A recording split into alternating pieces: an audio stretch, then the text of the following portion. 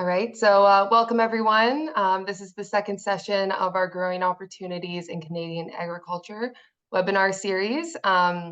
Each week, we are going to be chatting with a diverse group of individuals from the agriculture sector. My name is Megan. I'm part of the Agri Talent team with CARC. And today we have the pleasure of chatting with Sheri from Ag Call. Sheri, I'll hand things over to you and you can give a little introduction about yourself and your business. Sure. Thank you. Thank you for having me here today. So I live in central Saskatchewan on my family farm. I love technology and the ability to work remotely. I am the Canadian recruiter for a company called Ag Call. Ag Call offers folks in the agriculture industry contract work. Ag Call has been managing agriculture projects across North America for more than 35 years. And so my role is to find qualified people interested in short-term contract positions across Canada for the various projects that we have. Our projects could be 3 weeks in length, they could be 6 weeks in length, they could be over the growing season. And so we just offer a variety of different styles of projects. So my role is to know who's available and who's out there for the different roles, and if you know, I know you and know your skills, if something comes up in your area, then we can have a chat about the project. That's awesome. Yeah. And as a recruiter, are you seeing most people specifically with an agriculture background trying to find employment in agriculture? Is there a mix, or what do you mostly see? Well, the beautiful thing about agriculture, it's very diverse. There's all kinds of agriculture. We were talking earlier. My farm in the middle of Saskatchewan, Canada, is predominantly grain, canola, wheat, and barley. Whereas Megan comes from Ontario, and she was telling me her family farms in bees. And so, like, there's just such a diverse nature to agriculture, and that's what I'm looking for, is a diverse set of people. We definitely have some projects that are strong agronomic education, experience. That's just what the project requires. Then we have other projects where someone coming out of university or a summer role could have the skills that we're requiring. And then we have other projects where really the most important thing is, are you motivated to learn? Are you interested in trying something new? Will you commit to the work that we require? So, we have a variety. And so the beauty is I get to talk to people with all kinds of skills. And when I know you and understand you, I'm able to determine if you're a good fit for a particular project. And so it's kind of cool because I'm not pigeonholed into any single type of person to talk with. Yeah, absolutely. And do you think that there are advantages of coming into the workforce without agriculture specific education? I wouldn't necessarily say advantages, but opportunities. Like I said, the key thing is, are you motivated to learn? Are you willing to listen? Are you available? Are you, do you have a desire to try something new? So if I'm looking for someone, a project, a position that requires strong agronomic background with years of experience and such, well, then that's the person I'm looking for. But if I'm looking for, someone who will be on time, will always show up, will do the work we're asked, that's a different kind of person. So, we have all kinds of roles, really. So Awesome. Perfect. So I see that we have some chats. I'm gonna, at the end of my questions here, I'm gonna allow people to talk. So I'll open the floor in a minute. Cool. So yeah, and agriculture students and non-agriculture students, what's some basic advice that you would give to students who are trying to enter the workforce right now, recent graduates or just students? Preparation. Yeah. It's all about preparation. Know the company and the position that you're applying for.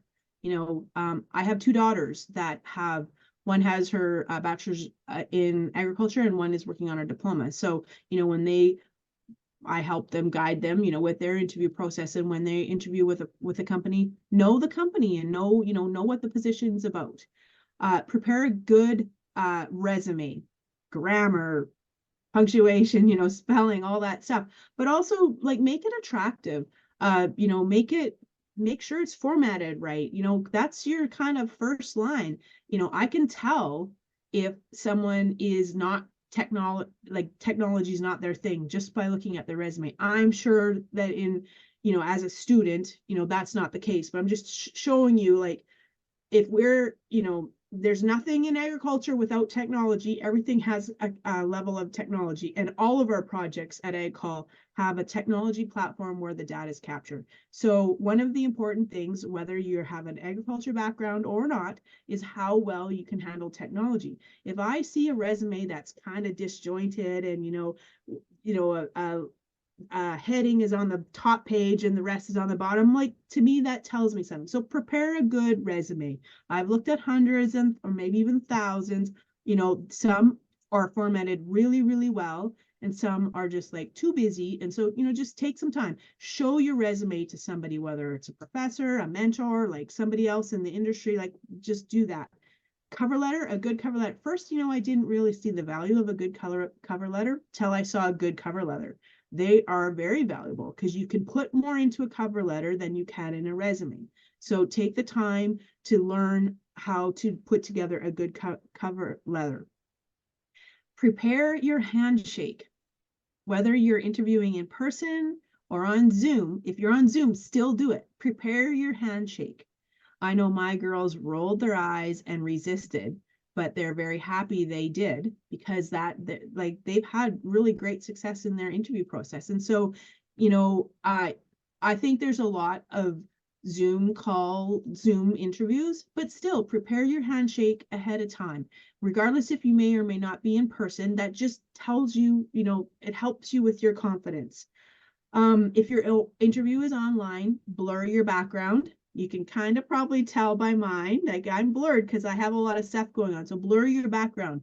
If you're doing a Zoom call, do not slouch on your couch. Do not do it on your bed. Like, be professional in your presentation on your Zoom call. So it's all about presentation, regardless if you're online or in person. You have one chance to give that impression, and how you are anywhere is how you are everywhere. So present yourself how you want to, like, in the professional manner that you want to be. Yeah, no, that's great advice. And yeah, I think all of that's great. Especially the cover letter. I feel like that's very overlooked sometimes, and Mhm. it's really important to make sure that it's specific to the position you're applying for. So that's Yeah, great for sure. So you can have a pretty generic cover letter. Like, you can cover sort of the 3 top advice. things that you're really, really, really good at, but modify it for the position. Absolutely, for sure. Absolutely. I have another question that I just thought of. I hope that's okay. Yeah. Have you seen any changes in recruitment, like in interest, I guess, in different industries throughout agriculture? Um, I don't know about interest. Sometimes I think it's all about timing. It's what you see and when you see it.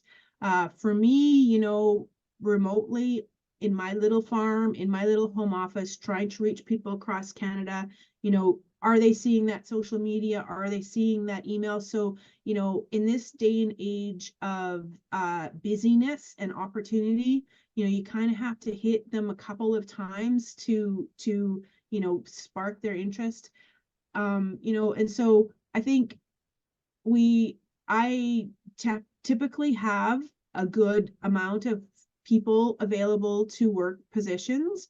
um my counterpart in the US, it's more difficult for her. So it's kind of regionally, and it's kind of, we're seasonal and we're contract. So for a lot of the students, it might not work for them because we're not able to offer full-time employment. However, if you are, say, just graduated from university and you are working towards, your own independent agronomy business, we've hired a lot of people over the growing season because we're able to offer some stable income in that part-time contract kind of space where they're able to build their business. So we have a fit the problem is sometimes is you might not be where we're located and looking, so there's that too with agriculture. So we're such a vast space, and so where you're located is really important. And so it's kind of, I don't know if I answered your question or not, what, but No, that's great. That's great. Yes. Awesome. Cool. Yeah. That's amazing. Thank you. Yeah, so I think, yeah, we went over advice, so that's awesome. So I can open up the floor to anyone who may have some questions. If you want to raise your hand or send something in the chat, and I can just allow you to talk on my end.